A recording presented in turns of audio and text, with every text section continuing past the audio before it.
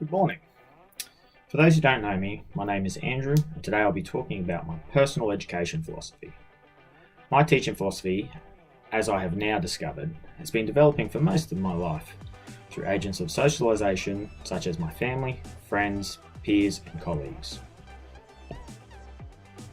It has also been influenced by my travels to a variety of different places around the world in my adult life, which have led me to experience many different people's cultures, religions, social norms, stereotypes, ways of life, and people's worldviews, which have all influenced and changed my personal views.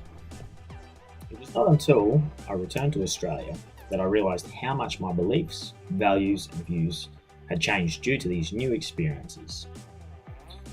This made me think about all the influences on my life before I'd left Australia and how it was possible that I had believed these mythical norms and stereotypes. Who and what were responsible for me having them in the first place? How can I continue to change them? And how can I use what I've learned to benefit my students in the future and in turn benefit society? This is one of the main reasons that I want to pursue a career in education, to be able to teach students how to be able to recognise and evaluate these stereotypes and mythical norms in society and be able to reach their own conclusions and develop their own well-informed views. Nell Noddings stated, "The student is infinitely more important than the subject matter." I can relate to this quote because I believe that it is important to concentrate on developing the student's ability to learn rather than what they learn. They need to be able to decipher information that they receive and be able to come to their own educated students need to be able to decipher whether the information they are being given is correct and understand that nearly all the information they receive is influenced by the writer's values and beliefs. I also want to be able to help students overcome some perceived and very real barriers, such as their socioeconomic status, and create and develop their own cultural capital to break down mythical norms. Bell Hooks stated, "My hope emerges from those places of struggle where I witness individuals positively transforming their lives and the world around them. Educating is always a vocation rooted in hopefulness. As teachers, we believe that learning is possible, that nothing can keep an open mind from seeking after knowledge and finding a way to know." As an educator, I intend to be the agent of change in my students' lives.